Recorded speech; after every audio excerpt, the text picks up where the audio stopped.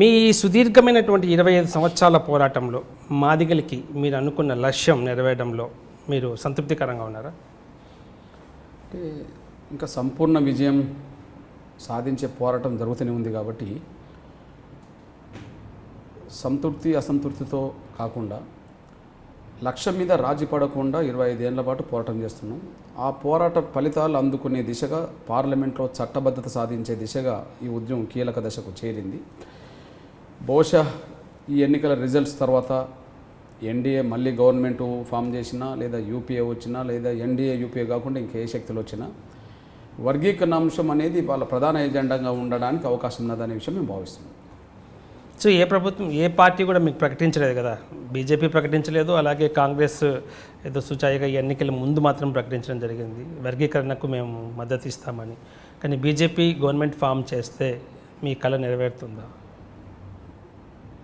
తెలంగాణ మొదటి UPA government ఇవ్వలే, కానీ రెండో యూపీఏ గవర్నమెంట్ ఇచ్చినట్టుగా బీజేపీ ఒకవేళ మళ్ళీ ఇప్పుడు అధికారంలోకి వస్తుందనే అంచనాలు ఒకవేళ కనిపిస్తున్న మాట వాస్తవమే అయినా కూడా వర్గీకరణ అంశం వాళ్ళు ముందుకు తీసుకెళ్ళక తప్పని పరిస్థితులు వాళ్ళకు వస్తాయి.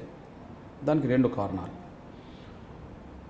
భారతదేశంలో అత్యంత పెద్ద రాష్ట్రం ఉత్తరప్రదేశ్లో వాళ్ళు మెజారిటీ తీసుకుంటేనే దేశాన్ని వెళ్తామనే నమ్మకాలు వాళ్ళు ఉన్నవాళ్ళు. ఇప్పుడు ఉత్తరప్రదేశ్లో కూడా రిజల్ట్స్ మళ్ళా ఈ ఎగ్జిట్ పోల్కి సంబంధించిన రిజల్ట్స్ చూస్తే అక్కడ కూడా బీజేపీ పెద్ద నష్టపోకుండానే బీఎస్పీ కలిసినా కూడా వాళ్ళ సీట్లు వాళ్ళు కైవసం చేసుకోబోతున్నారనే మాట వస్తున్నది. అక్కడ ఓటు ఎక్కడి నుండి వస్తున్నది అనేది మనం ఒకసారి గమనిస్తే ఎస్పీకి బీసీల ఓటు ప్రధానం, కానీ బీసీలో యాదవ్ ఓటు కీలకమైన ఓటు. మరి యాదవేతర బీసీల్లో రిజర్వేషన్ల ఫలాలన్నీ యాదవులు మాత్రమే కొల్లగొడుతున్నారనే అభిప్రాయం బలంగా యాదవేతర బీసీల్లో ఉన్నది. అది బీజేపీకి కూడా ఆ విషయం తెలుసు. అట్లనే బీఎస్పీకి దళిత ఓటు బ్యాంక్ ప్రధానం. దళితుల్లో మాయావతి సొంత సామాజిక వర్గమైన చెమార్లు, జాటవ వర్గం సంబంధించిన ఓటు అత్యంత ప్రాధాన్యాంశం ఉన్నది. కానీ అదే దళితుల్లో మళ్ళీ చెమారేతర, జాటవేతర వర్గాలు రిజర్వేషన్ల ఫలాలు పొందడంలో వెనుకబడిపోయి వాళ్ళు అసంతృప్తితో ఉన్నారు. ఇప్పుడు మనం గమనిస్తే బీజేపీ అక్కడ ఏం చేయబోతుంది, చేసింది అనడానికి ఒక సాక్ష్యం ఏంటంటే బీసీల్లో వర్గీకరణ జరగాలని చెప్పి రాజ్నాథ్ సింగ్ గారు ముఖ్యమంత్రి ఉన్న కాలంలో అనుకున్నాడు. ఎస్సీలో కూడా వర్గీకరణ జరగాలని చెప్పి రాజ్నాథ్ ముఖ్యమంత్రి ఉన్నప్పుడే అనుకున్నారు. దాని కొంత ముందుకెళ్ళింది, టెక్నికల్గా ఆగిపోయింది. దాన్ని ఇప్పుడు ప్రస్తుత ముఖ్యమంత్రి యోగి గారు, ఆదిత్యనాథ్ గారు మొన్న శాసనసభలో ఒక ప్రకటన చేసిండు. రిజర్వేషన్ల ఫలాలన్నీ బీసీలు ఒక సామాజిక వర్గమే కొల్లగొడుతుంది, మిగతా బీసీలకు అన్యాయం జరుగుతుంది, దాన్ని నేను సరిచేస్తాను. అట్లనే ఎస్సీలో కూడా ఒక చెమార్ వర్గమే రిజర్వేషన్ ఫలాలు పొందుతుంది, చెమారేతర దళితులు అన్యాయం గురవుతుంది, కాబట్టి దాన్ని కూడా నేను వర్గీకరణ చేస్తానని మాటిచ్చాడు. అంటే ఏపీలో ఎస్సీ వర్గీకరణ అంశం ఎజెండాగా ప్రారంభమైన ఎంఆర్పీఎస్ ఉద్యమం యూపీలో ఎంత కీలకమైన మలుపుకు దారితీసే అంశంగా ఎదిగిందో అది రాజ్నాథ్ సింగ్ గారి ప్రకటనలో కానీ, లేదా ఇప్పుడు ముఖ్యమంత్రి ఆదిత్యనాథ్ ప్రకటనలో కానీ స్పష్టంగా కనిపిస్తున్నది. మూడో విషయం, మీ దృష్టికి ఒక విషయం తీసుకొస్తున్నాను, ఎవరికి తెలియని విషయం. మేము నవంబర్ 27, 2016లో పరేడ్ గ్రౌండ్లో ధర్మయుద్ధం పెట్టాము. లక్షలాది మంది వచ్చారు. ఆ గ్రౌండ్ నిండడమే కాదు, చుట్టుపక్కల 5-10 కిలోమీటర్లు మొత్తం బ్లాక్ అయిపోయింది జనసమూహం. ఆ రోజు పెద్దలు వెంకయ్య నాయుడు గారు దానికి కేంద్ర మంత్రి హోదాలో ముఖ్య అతిథిగా వచ్చాడు. అన్ని రాజకీయ పార్టీలు పిలిచాను. తెల్లారి 28వ తారీఖు నాడు వెంకయ్య నాయుడు గారితో పాటు కిషన్ రెడ్డి గారిని నెంబడి పెట్టుకొని ప్రధానమంత్రి గారిని కలిసిండు ఎస్సీ వర్గీకరణ అంశం మీద మాట్లాడడానికి. ఒక 40 నిమిషాలు ప్రధానమంత్రి నరేంద్ర మోడీ గారు ఉన్న సమక్షంలోనే ఒక 10-15 మంది మంత్రుల ముందు ఈ వర్గీకరణ అంశం చర్చకు వచ్చింది. ఆ చర్చకు వచ్చినప్పుడు నరేంద్ర మోడీ గారు అన్న మాట ఏంటంటే, ఎస్సీ వర్గీకరణ జరగాల్సిందే, బీసీ వర్గీకరణ జరగాల్సిందే.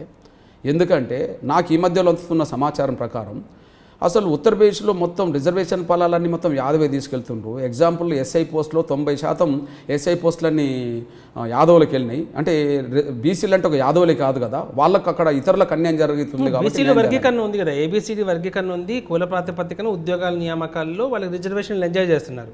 మీ ఎస్సీల వరకు వచ్చేస్తే మాలల శాతం తక్కువ ఉన్నప్పటికీ వాళ్ళ పర్సంటేజ్ ఎక్కువగా లబ్ధి పొందుతున్నారని మీ ఆరోపణ. ఈ మాదిగల్లో ఎస్సీ రిజర్వేషన్లో మాదిగ కల్పిస్తున్నారు, మాదిగలు అన్యాయానికి గురవుతున్నారని మీ ప్రాథమిక అంశం. మీకు మాలలు కూడా వ్యతిరేకిస్తున్నటువంటి పరిస్థితి. అంటే నేను ఓకే, మీరు సెంట్రల్లోకి వెళ్ళండి. సెంట్రల్ విషయం ఎందుకు వచ్చిందంటే ఇప్పుడు బీజేపీ గవర్నమెంట్ ఏర్పాటు చేస్తే వాళ్ళ ముందట ఇది ఒక ప్రధాన ఎజెండాగా ఉండడానికి అవకాశం ఉందని చెప్పి నరేంద్ర మోడీ గారు మాట్లాడిన దాంట్లో కానీ, రాజ్నాథ్ సింగ్ గారు మాట్లాడిన దాంట్లో కానీ, యోగి ఆదిత్యనాథ్ మాట్లాడిన దాంట్లో కానీ అంశం ఉన్నదని విషయం ఉంది. ఆ అంశాన్ని ముందుకు తీసుకెళ్లడానికి నరేంద్ర మోడీ గారి ప్రభుత్వం ఏం చేసింది మీరు గమనించాలి. బీసీ వర్గీకరణ అంశం ముందుకు తీసుకెళ్లడానికి జస్టిస్ రోహిణి కమిషన్ వేసిన విషయం మీరు మర్చిపోవద్దు.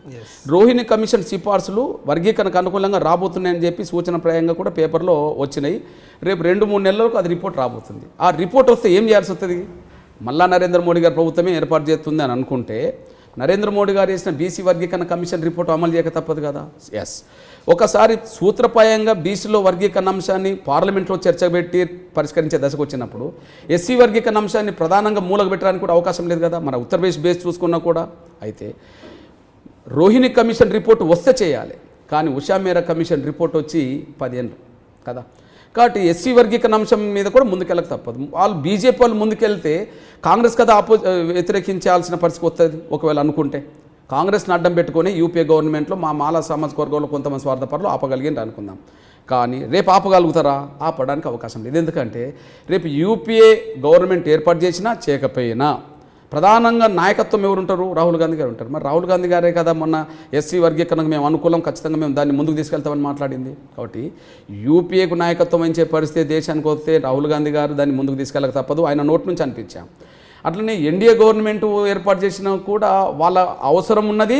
ఇక్కడ కమిషన్ రిపోర్ట్లు కూడా ఉన్నాయి. కాబట్టి దాన్ని కూడా ముందుకు తీసుకెళ్ళి తప్పదు. మా వరకు మేము లక్ష్యాన్ని సాధించేంత వరకు ఎన్ని మీరు అన్నట్టుగా అనానుకూలమైన పరిస్థితులు మాకు ఎదురవుతున్నా, మా శక్తి ఇప్పటికిప్పుడు సరిపోయే పరిస్థితి లేకపోయినా దాన్ని సరిచేసుకునే దిశగా, సాధించే దిశగానే మా పోరాటాన్ని కొనసాగిస్తాం. మీరందరూ కూడా ఐ డ్రీమ్ ఛానల్ని సబ్స్క్రైబ్ చేయాలని కోరుకుంటున్నాను. For more videos please subscribe I dream. For more videos, please subscribe to iDream. మరిన్ని వీడియోల కోసం ఐ డ్రీమ్ సబ్స్క్రైబ్ చేయాల్సిందిగా విజ్ఞప్తి చేస్తున్నాం. మీరు చూస్తున్నారు ఐ డ్రీమ్ న్యూస్ని. మీరు చూస్తున్నది ఐ డ్రీమ్ న్యూస్. అంటే కళలని నిజం చేస్తూ ప్రజలకి నిజాలని కళల ద్వారా తీసుకొచ్చే ఐ డ్రీమ్కి my best wishes. For more videos, please subscribe iDream. And I am very much satisfied with the way interview went on. Kindly subscribe to iDream. For more videos, subscribe to iDream. And loads of fun entertainment and content. Do watch